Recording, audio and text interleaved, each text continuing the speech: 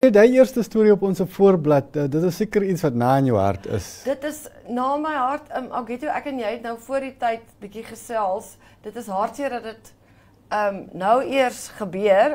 11 dokters wat gereageer het op 'n oproep van ons nuwe minister van gesondheid, Dr. Esperance Lewandowski.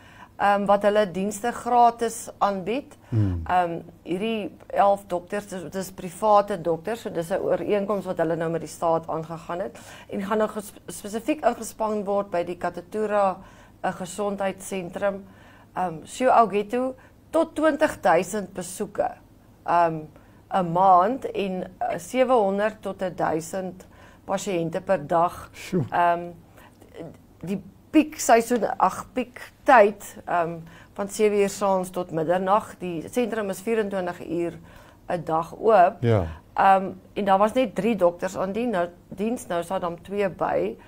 Nog planne om iets wat ek ook net wil noem. Kommas is ons ek sal amper sê ons streek wat die digs bevolkte is. Ja. Amper 500,000 mense. Ja. En dit het net een gesondheidsdistrik met beperkte infrastruktuur. En dan dink ek, okay, nou, hoekom is daar nie meer nie? Maar in elk geval, hierdie is 'n goeie begin, Ja. Algetto. En ander klinieke soos Okavango, wat hulle ook 24 uur wil oopmaak, daai dienstye is van vandag af al klaar van 7 tot 7. Ja. En dan nou Magolili kliniek ook.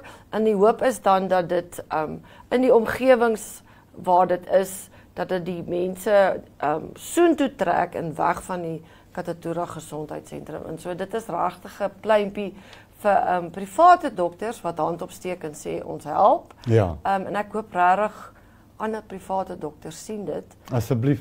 En kry vandag skaam dat hulle nie gesê het hulle doen Sal dit help. ook nie. Ja. Dit is so nodig. Dit is so nodig. En die staat gaan nie dit op sy eie reg kry nie. Maar ek dink dit is so goeie nuus dat daai klinieke se ure verleng word. Ja. Ek weet daar by Okavango kliniek dit raak vol en 'n mens wag lank. Ja. Ek hoop net dis wat daar in beheer is, dit beteken nie mens moet nou langer wag nie. Ja, die idee is buiten om die druk te verlig, Algetto, dat die wagtyd dan ook bietjie verminder en dat mense vinniger gehelp word. Ja, so ek dink dis baie positief. Ons hoop maar ons hou duim vas. Ons hou duim vas.